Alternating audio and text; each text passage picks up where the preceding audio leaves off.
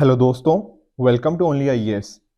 आज के सेशन में हम डिस्कस करेंगे 12 फरवरी से लेकर 19 फरवरी के बीच में जो भी इकोनॉमी के रिगार्डिंग कुछ इंपॉर्टेंट करंट अफेयर्स थे उनको आज हम समझेंगे। हमारा पहला टॉपिक है, देखिए आरबीआई के द्वारा ड्राफ्ट रूल्स इशू किए गए हैं for lending and borrowing of government securities. Basically government securities को लेंड करना है, बोरो करना है, उसके रिगार्डिंग कुछ ड्राफ्ट नॉर्म्स है।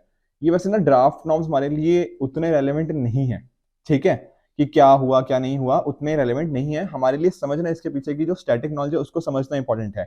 जैसे फॉर एग्जांपल कि ट्रेजरी बिल्स क्या होते हैं, गवर्नमेंट सिक्योरिटीज क्या होती हैं, इनको एक बार हम क्विकली समझ लेते हैं। देखिए जब मैं बात करता हूं ट्रेजरी बिल्स की, पहली बात समझो एक चीज की हम बात क्यों कर रहे हैं।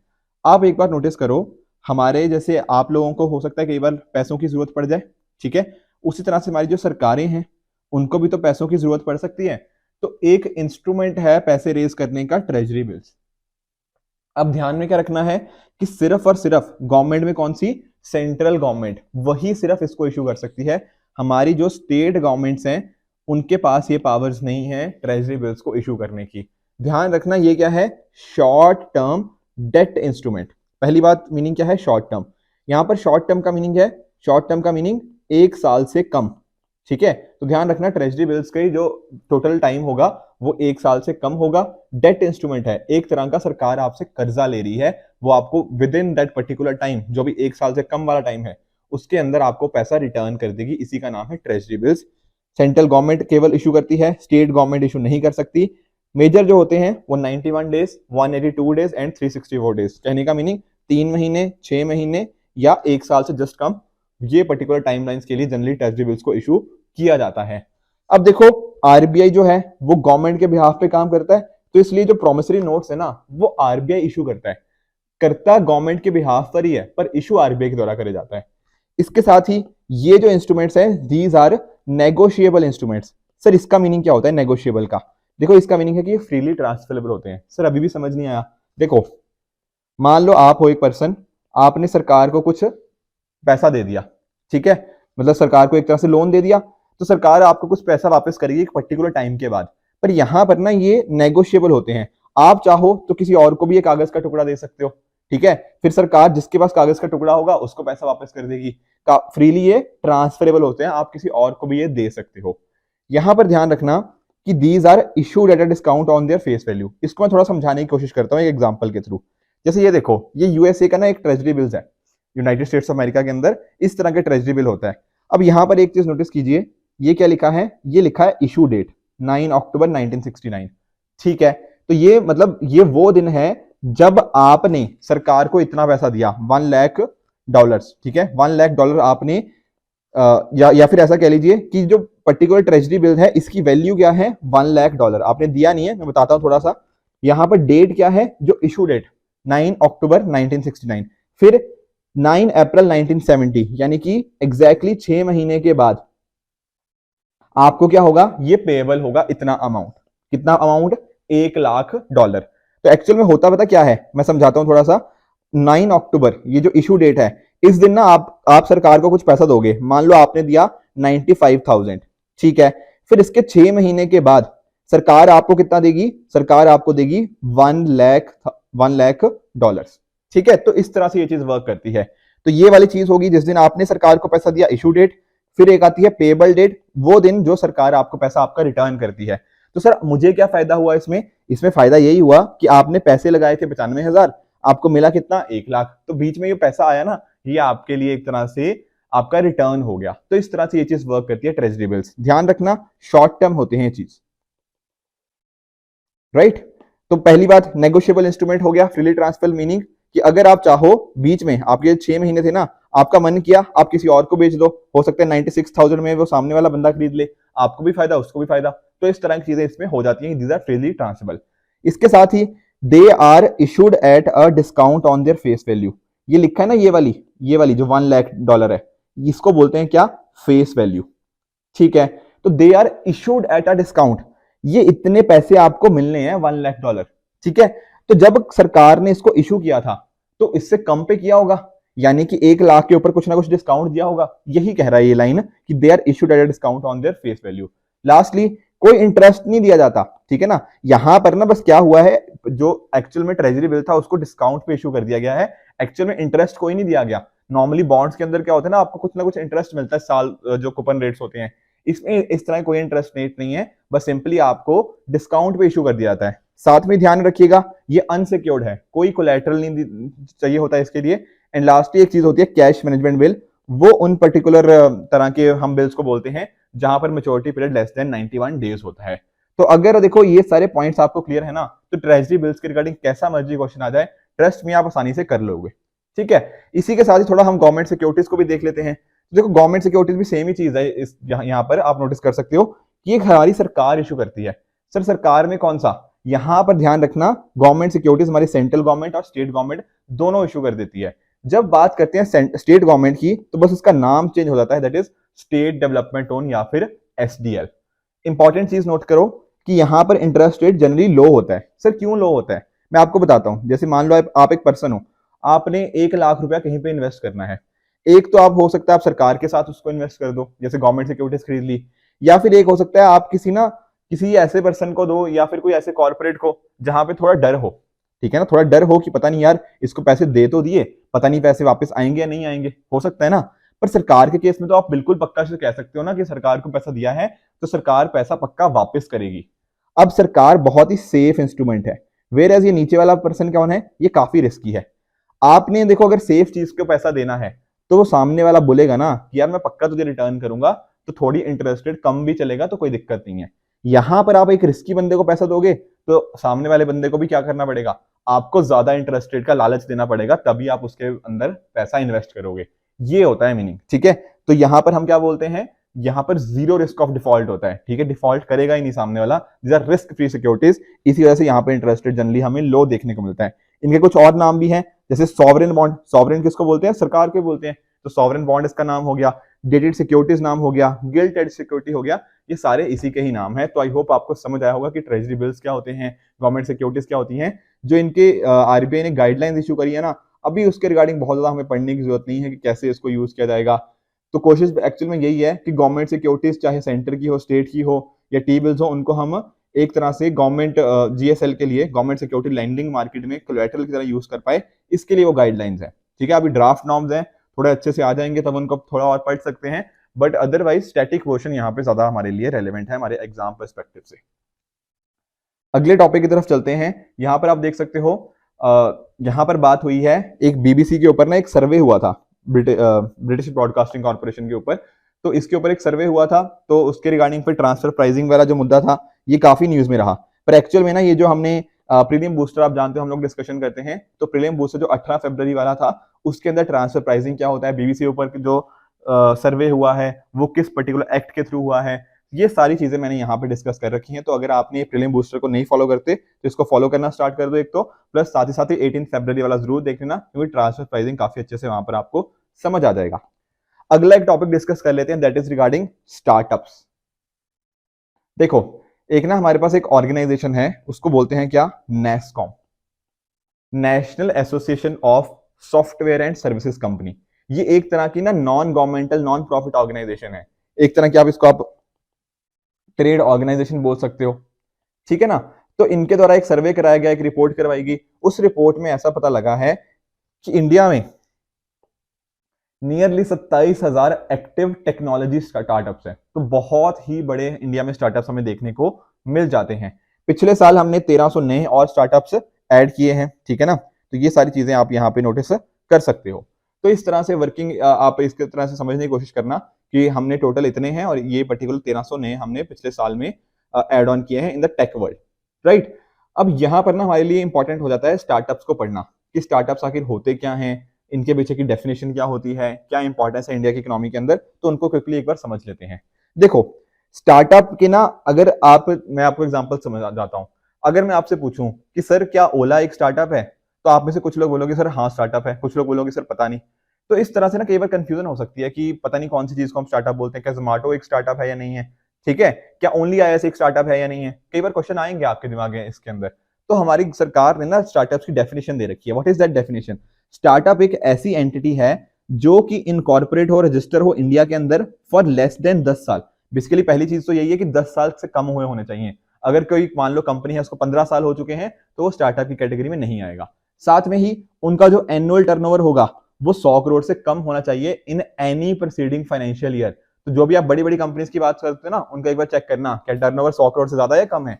अगर 100 करोड़ से ज्यादा है तो स्टार्टअप की कैटेगरी में नहीं आएंगी। साथ में ही इनके पास कुछ ना कुछ इनोवेशन होना चाहिए, कुछ डेवलपमेंट के लिए काम होना चाहिए। ऐसा नहीं कि जो आज तक काम चलता आ रहा है उसी को ही हम काम करते रहे, नहीं, कुछ इनोवेटिव काम कर रहे हो, कुछ डेवलपमेंट, डिप्लॉयमेंट, कमर्शियलाइजेशन, कुछ नए प्रोडक्ट्स की, उन्हीं को ही हम स्टार्टअप कह सकते हैं। तो ये सारी डेफिनेशंस आपको अच्छे से पता होनी चाहिए, क्योंकि थोड़ा भी इन पे नंबर को ट्विस्ट कर दिया यूपीएससी ने तो अकॉर्डिंगली स्टेटमेंट हमारी गलत बन जाएगी। अब एक चीज और ध्यान में रखो, एक होते हैं हमारे प्रायोरिटी सेक्टर लैंडिंग नॉर्म्स, जहां पर सरकार की कोशिश होती है, बेसिकली आरबीआई की कोशिश होती है कि जो पर्टिकुलर सेक्टर थोड़े अंडर सर्व्ड हैं वहां तक भी लोन पहुंच पाए। जैसे फॉर एग्जांपल एग्रीकल्चर के लिए परसेंटेज हमने डिफाइन कर रखी है, एमएसएमई हो गया, रिन्यूएबल एनर्जी हो गया, हाउसिंग हो गया, एजुकेशन हो गया। इस तरह से हमने अलग अलग सेक्टर्स बना रखे हैं प्रायोरिटी सेक्टर लैंडिंग के अंदर। वहां पर हमने स्टार्टअप्स को भी अलाउ किया हुआ है, ठीक है ना।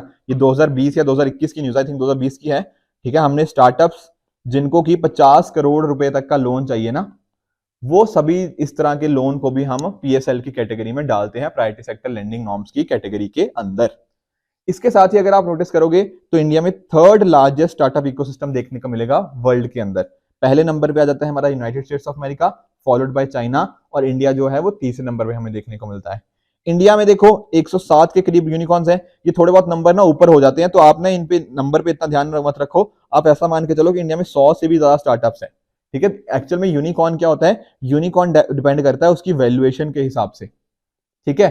जैसे फॉर एग्जांपल अगर एक कंपनी की जो वैल्यूएशन है 1 बिलियन यूएस डॉलर से ज्यादा है, उसको हम बोल देते हैं कि यूनिकॉर्न क्लब में एंटर हो चुकी है। होता क्या है ना कि कंपनीज अंदर बाहर होती रहती हैं, प्लस कुछ नई कंपनीज जुड़ती रहती हैं, तो एग्जैक्ट नंबर पता करना काफी मुश्किल हो जाता है। पर आप 100 प्लस मान के चलो, ठीक है, तो कि हमारे पास स्टार्टअप्स हमें देखने को मिल जाते हैं। जैसे हमारा स्विगी हो गया, हमारा पेटीएम हो गया, ठीक है। इस तरह की कंपनी सभी ये जो हैं ये आपको यूनिकॉर्न क्लब में देखने को मिल जाएंगी। इसके साथ ही आप नोटिस कीजिए एक DPIIT, department for promotion for industry and internal trade की एक रिपोर्ट थी, उसके हिसाब से 6.5 लाख से भी ज्यादा जॉब्स स्टार्टअप के द्वारा क्रिएट करी गई हैं। साथ में ही इनोवेशन डिस्कस किया था ना कि स्टार्टअप वो होते हैं जो इनोवेशन करते हैं। तो ग्लोबल इनोवेशन इंडेक्स के अंदर भी आप नोटिस करो 2015 में जहां पर हम 81 रैंक पर थे, 2022 के अंदर हमने 40वां रैंक लेकर आए हैं। ये क्या शो करता है, ये क्लियरली शो करता है कि स्टार्टअप्स का इंपॉर्टेंट रोल रहा है। और आप नोटिस करो पिछले 7-8 साल या 10 साल के अंदर ही हमने नोटिस किया है कि स्टार्टअप की ना एक वेव आ गई है, उसने इंडिया की इकोनॉमी को तेजी से पुश करने के अंदर एक बहुत ही ज्यादा मेजर इंपॉर्टेंट रोल प्ले किया है। इसके साथ ही टीयर 2 हो गया, टीयर 3 सिटीज हो गया, यहां पर 45% स्टार्टअप ने जॉब अपॉर्चुनिटीज क्रिएट करी हैं। तो अगर हमने कोशिश करनी है कि हाँ यार दुनिया में बैलेंस डेवलपमेंट हो, सिर्फ दिल्ली, मुंबई, कोलकाता, चेन्नई का ही डेवलपमेंट ना हो, आसपास की जो सिटीज है टीयर 2, टीयर 3 सिटीज है वहां पर भी डेवलपमेंट हो, तो उसके लिए स्टार्टअप का बैलेंस डेवलपमेंट करना बहुत इंपॉर्टेंट है, जो वो एक्चुअली में कर भी रहे हैं। 15,400% की स्टार्टअप की ग्रोथ रेट है। कैसे? 2016 में ना इंडिया में सिर्फ 500 स्टार्टअप्स थे, 77,000 से भी ज्यादा अब करंटली स्टार्टअप्स हैं। दरअसल में नंबर और भी बढ़ चुका है, ये 82-83,000 के आसपास कहीं ना कहीं पहुंच गया है। मैं फिर से बता रहा हूँ क्योंकि रोज देखो नए नए स्टार्टअप्स ऐड होते जा रहे हैं और काफी तेजी से hundreds of startups daily add होते हैं। तो नंबर को एग्जैक्ट पॉइंट करना थोड़ा मुश्किल है, पर 80,000 के करीब की भी ये नंबर पहुंच गया या इवन इसको भी एक्सीड कर चुका है, ठीक है। इसके साथ ही आप नोटिस कीजिए स्टार्टअप्स ना कुछ नए नए सोल्यूशंस भी लेके आते हैं, जैसे ओला हो गया, फ्लिपकार्ट हो गया। इन्होंने एक नई मार्केट क्रिएट करी है, ठीक है ना। अब पहले होम डिलीवरी का कॉन्सेप्ट नहीं होता था, फ्लिपकार्ट ने वो चीज क्रिएट करने के अंदर रोल प्ले किया है। ओला ने आप देख सकते हो कैसे मतलब आजकल तक ना ड्राइविंग मतलब कैब्स के लिए इतनी इंपॉर्टेंट मार्केट ओपन कर दी है। तो इस तरह से कुछ नए नए सोल्यूशन स्टार्टअप्स का लेकर आए गए हैं। साथ में ही आप नोटिस कीजिए वुमेन एम्पावरमेंट के अंदर भी इनका काफी इंपॉर्टेंट रोल रहा है। जो हम बात करते हैं ना कि वुमेन एक कंपनी की सीईओ नहीं हो सकती या फिर वुमेन एक पर्टिकुलर लेवल से ऊपर नहीं पहुंच पाती, तो यहाँ पर स्टार्टअप्स ने उस चीज के अंदर, उस चीज को तोड़ने के अंदर, जो ग्लास सीलिंग इफेक्ट की बात करते हैं उसको तोड़ने के अंदर एक इंपॉर्टेंट रोल प्ले किया है। जैसे एग्जांपल देख लो, आप फाल्गुनी नायर के बारे में जानते होंगे जो नायका की सीईओ है, ठीक है। आप दिव्या गोकुलनाथ के बारे में जानते होंगे, बाइजूस के अंदर इनका बहुत इंपॉर्टेंट रोल रहा है, आई थिंक को फाउंडर है ये। तो इस तरह से आप नोटिस करो कि 44% जो रिकॉग्नाइज्ड स्टार्टअप्स हैं उनके वुमेन डायरेक्टर्स हैं। तो ग्लास सीलिंग इफेक्ट को ब्रेक करने के अंदर स्टार्टअप्स ने एक मेजर रोल यहाँ पर प्ले किया है। पर अभी भी देखो बहुत सारे इश्यूज हैं जो स्टार्टअप्स की सेक्टर है वो फेस करता है। पहला है फॉरेन फंडिंग के ऊपर डिपेंडेंस। देखो जो इंडिया के ज्यादातर स्टार्टअप्स है ना, उनके पास जो फंडिंग है वो फॉरेन से आई है। जैसे फॉर एग्जांपल आप बात कर लीजिए पेटीएम की बात कर लीजिए तो एक अच्छी खासी फंडिंग वहां चाइना से आती है। तो फॉरेन फंडिंग के ऊपर डिपेंडेंस थोड़ा कंसर्न रेज करता है स्टार्टअप्स के ऊपर। साथ में ही रेगुलेटरी कोलेस्ट्रॉल, ऑल्दो हमारी गवर्नमेंट ने बहुत सारी नई नई स्कीम्स लेकर आई हैं स्टार्टअप्स के लिए, पर अभी भी स्टार्टअप्स को रजिस्टर करना, उनको अच्छे से काम करवाना, वहां पर काफी सारे इश्यूज फेस हो जाते हैं जो कि रिस्ट्रिक्ट करते हैं स्टार्टअप ओपनिंग कैपेबिलिटीज को। साथ में ही हमारे यहाँ पे इंक्यूबेशन सेंटर्स की थोड़ी कम पेनिट्रेशन है। सर ये इंक्यूबेशन सेंटर्स क्या होते हैं? देखो जब मैं बात करता हूँ इंक्यूबेशन सेंटर की, तो एक तरह का ना ये वर्क स्पेस है, एक जगह है जहां पर स्टार्टअप्स आ सकते हैं, ठीक है ना। जो भी उनको रिसोर्सेज वगैरह चाहिए होंगे वो उनको रिसोर्सेज दिए जाएंगे, एक ही जगह पे उनको मिल जाएगा, तो थोड़ा चीजों के साथ ना वो खेल सकते हैं एंड कुछ नया सोल्यूशन क्रिएट करने के अंदर अपना रोल प्ले कर सकते हैं। तो इंडिया में इंक्यूबेशन सेंटर्स की आज भी काफी कमी देखने को मिलती है। साथ में ही सपोर्टिंग इंफ्रास्ट्रक्चर जैसे टेक्नोलॉजी पार्क्स हो गया, बिजनेस डेवलपमेंट सेंटर, इसकी एक कमी हमें देखने को मिली है। इसके अलावा आप नोटिस करो कोविड-19 पैंडेमिक के टाइम पे ना, जब कोविड-19 पैंडेमिक आया उसके बाद इंडिया में अच्छा खासा एफडीआई आया, ठीक है ना, बहुत सारे स्टार्टअप्स को आसानी से उनको फंडिंग वगैरह मिलती रही। पर पिछले 1-1.5 साल से ना स्टार्टअप्स को पैसा मिलना काफी मुश्किल हो गया है एंड इस पर्टिकुलर चीज को क्या बोलते हैं? Funding winter. यूएस वगैरह में इकोनॉमिक सिचुएशन उतनी अच्छी नहीं है, वहां इन्फ्लेशन के अपने कंसर्न्स चल रहे हैं, तो काफी सारे कंसर्न्स चल रहे हैं, उसका नेगेटिव इंपैक्ट हमारे यहाँ पे इंडिया के स्टार्टअप्स को भी देखने को मिल रहा है।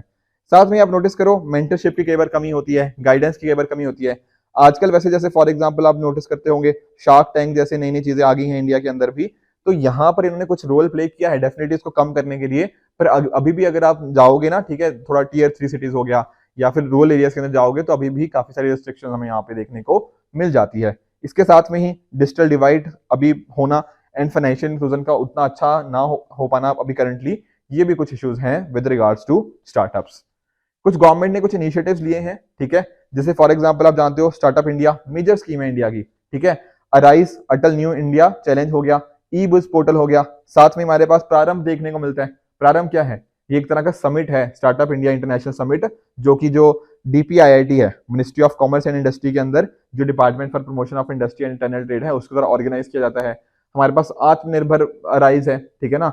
तो इस तरह के अलग अलग चीजें हम कर रहे हैं। मुद्रा स्कीम हो गया, नेशनल स्टार्टअप एडवाइजरी काउंसिल हो गया, एनसैप जिसको बोलते हैं, जो कि एक तरह से गवर्नमेंट को एडवाइस करता है कि हम इनोवेशन को कैसे प्रमोट कर सकते हैं देश के अंदर। ये सारी बातें यहाँ पर इनके द्वारा करी जाती हैं। तो गवर्नमेंट ने बहुत सारे इनिशिएटिव्स लिए हैं, मैंने बहुत सारे यहाँ पर लिख भी दिए हैं, तो जो भी आपको 3-4 अच्छे लगे आप उनको अपने मेंस के अंदर में डेफिनेटली इंक्लूड करके अच्छे मार्क्स ऑब्टेन कर सकते हो। मैं फिर बता रहा हूँ ये पर्टिकुलर पीडीएफ ना आपको हमारे Telegram channel only as nothing else पे मिल जाएगी, तो एक बार खुद भी इन सभी इनिशिएटिव्स को गो थ्रू करना ताकि आपको कोई दिक्कत ना आए। साथ में आप नोटिस करो कि काफी एक अच्छी चीज है स्टार्टअप्स, क्योंकि देखो पहले हमारे यहाँ पे लोग क्या थे, वो जॉब ढूंढने की कोशिश करते हैं कि यार कोई जॉब दे दे, कोई जॉब दे दे। अब हम मूव कर गए हैं जॉब क्रिएटर की तरफ, ठीक है ना। तो स्टार्टअप जब हम मूव कर देते हैं ना, तो उससे क्या होता है, आप जॉब सीकर से आप जॉब क्रिएटर का जर्नी है उसको ट्रेवल कर लेते हो। तो काफी इंपॉर्टेंट एम्पावरमेंट के लिए बहुत अच्छी चीज है, हमारे यूथ को जो स्किल्ड को यूज करने के लिए startup can be a very important role in the coming years, right. कुछ क्वेश्चन डिस्कस कर लेते हैं जो मैंने आपको लास्ट टाइम दिए थे। पहला क्वेश्चन है मॉनेटरी पॉलिसी कमेटी के बारे में कौन सी स्टेटमेंट ठीक है। पहला कह रहा है क्या ये आरबीआई के बेंचमार्क इंटरेस्ट रेट को डिसाइड करता है? The answer is yes. जो हम बात करते हैं रेपो रेट की, वो इसके द्वारा बिल्कुल डिसाइड कर जाती है। दूसरा स्टेटमेंट कह रहा है it is a 12 member body including RBI governor and is reconstituted every year. The answer is no. यहाँ पर ये कितने मेंबर बॉडी होती है? This is a 6 member body, तो ये स्टेटमेंट गलत हो जाएगी। तीसरा स्टेटमेंट क्या कह रहा है? It functions under the chairmanship of union finance minister. क्या फाइनेंस मिनिस्टर होते हैं chairman? The answer is no. कौन होते हैं? आरबीआई गवर्नर साहब। तो सेकंड एंड थर्ड स्टेटमेंट यहाँ पर हो जाएगी हमारी गलत। आंसर क्या जाएगा? Option number A 1 only. एक और क्वेश्चन दिया था मैंने आपको 2012 का, यहाँ क्या है? Which of the following measures would result in an increase in the money supply in the economy? Money supply कैसे इंक्रीज हो सकती है? पहला स्टेटमेंट देखते हैं, purchase of government securities from the public by central bank. मान लो RBI ने public से क्या कर लिया? गवर्नमेंट सिक्योरिटीज को परचेज कर लिया। अब अगर आप खुद सोचो, आरबीआई गवर्नमेंट सिक्योरिटीज को परचेज कर रही है तो बदले में क्या दे रही होगी? बदले में पैसा दे रहा होगा ना, बिल्कुल। तो पैसा क्या पब्लिक के साथ इंक्रीज हुआ या कम हुआ? ऑब्वियसली इंक्रीज हुआ, तो मनी सप्लाई डेफिनेटली इंक्रीज हुई है। तो सर स्टेटमेंट 1 तो ठीक है। उसी तरह से देखो स्टेटमेंट 4, स्टेटमेंट 4 कह रहा है सेल ऑफ गवर्नमेंट सिक्योरिटीज। ये तो उल्टा कह रहा है ना, अगर आरबीआई गवर्नमेंट सिक्योरिटीज बेचेगी पब्लिक को तो बदले में पैसा लेगी, तो मनी सप्लाई इंक्रीज थोड़ी होगा, वो तो डिक्रीज होगा। तो 4 गलत हो जाएगा और 1 ठीक है। चलो इतना हमें सर पता लग गया। अब सेकंड एंड थर्ड देख लेते हैं। सेकंड क्या कह रहा है, deposit of currency in commercial bank by the public, public अगर डिपॉजिट करेगी करेंसी तो कम होगा ज्यादा होगा, ठीक है ना, तो ऑब्वियसली कम होगा।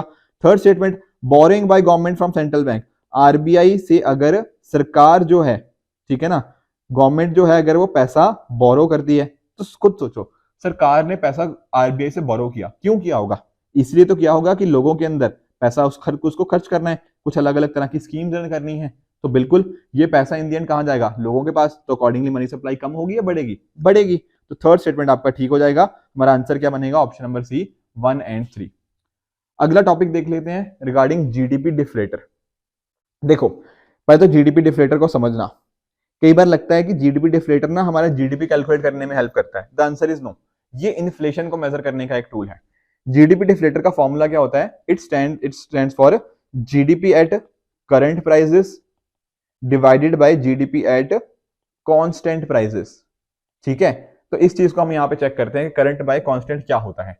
तो पहला स्टेटमेंट कह रहा है it represents the GDP at current prices to GDP at constant prices, इतना तो ठीक कह रहा है, and it is published on a monthly basis, क्या ऐसा होता है, द आंसर इज फॉल्स, दरअसल में क्वार्टरली बेसिस के ऊपर देखा जाता है, ठीक है ना। तो पहला स्टेटमेंट यहाँ पे मंथली की वजह से गलत हो जाएगा। Second statement, GDP deflator cover only a basket of goods and services, sir ये स्टेटमेंट भी गलत है। देखो मैं आपको थोड़ा समझाता हूं, जैसे आपने ना कंज्यूमर प्राइस इंडेक्स सुना है, होलसेल प्राइस इंडेक्स डब्ल्यूपीआई सुना है, ये सभी क्या है, ये भी तो इंडिसेस ही हैं ताकि हम इन्फ्लेशन को चेक कर पाए। पर यहाँ इन दोनों में पता क्या होता है, हमारे पास एक बास्केट ऑफ गुड्स होती है, हम वो देखते हैं कि अच्छा बास्केट ऑफ गुड्स के रिगार्डिंग कैसे महंगाई बढ़ी कैसे कम हुई, उनके हिसाब से हम कैलकुलेट करने पड़ते हैं कि इन्फ्लेशन कितनी है। तो यहां पर क्या होता है, एक बास्केट ऑफ गुड्स को चेक करते हैं। बट वेयर एज जब जीडीपी डिफ्लेटर की बात आती है तो यहां पर फॉर्मूला देखो, GDP at current prices divide by GDP at constant prices. जब आप जीडीपी कैलकुलेट करते हो क्या उसके अंदर एक बास्केट लेते हो, नहीं, जीडीपी के अंदर तो जीडीपी क्या होता है, GDP is the sum total of all final goods and services, जितनी भी फाइनल गुड्स एंड सर्विसेज हैं produced with in a country in that particular year, यही तो होता है, कोई बास्केट ऑफ गुड्स थोड़ी होती है, जितनी भी गुड्स एंड सर्विसेज प्रोड्यूस करी गई हैं उन सभी को लिया जाता है। तो यहां पर ये सेकंड स्टेटमेंट गलत हो जाएगी, there is no fixed basket of goods, जितनी भी चीजें जिस हिसाब से प्रोड्यूस हुई हैं उनको लिया जाता है, it covers the entire economy. तो यहां पर दोनों स्टेटमेंट गलत हो जाएगी, आंसर हो जाएगा आपका option number D, neither one not two, ठीक है। तो ये पिछले हफ्ते के 3 क्वेश्चंस थे जो मैंने आपके साथ डिस्कस करने थे। अब आज मैं आपको 3 क्वेश्चन दे रहा हूं, थोड़ा इन्फ्लेशन के साथ लिंक्ड है, इनको करने की कोशिश करना। ये यूपीएससी 2013 का क्वेश्चन है, पहला क्वेश्चन ये दे रहा हूं। सेकंड क्वेश्चन है डिसइन्फ्लेशन और डिफ्लेशन के बीच में क्या फर्क होता है, इसका आप मुझे कमेंट सेक्शन में बताओगे कौन सा सही है कौन सा गलत है। तीसरा आप मुझे बताओगे इंडेक्स ऑफ 8 कोर इंडस्ट्रीज के बारे में कि इस बार यहां पर सबसे ज्यादा हाईएस्ट वेट किसको दिया जाता है। फिर अगले हफ्ते में इसके रिगार्डिंग जो भी आंसर्स होंगे उनको काफी डिटेल में डिस्कस करेंगे ताकि आप अच्छे से आपका अपना प्रीलिम्स को तैयारी करते रहो, ठीक है फ्रेंड्स। तो ये था आज के डिस्कशन, आई होप आपको इस वीक के जो करंट अफेयर्स थे अच्छे से समझ आए होंगे। इसी तरह से आप भी अपने एंड पे हार्ड वर्क करते रहिए। Good bye and good luck.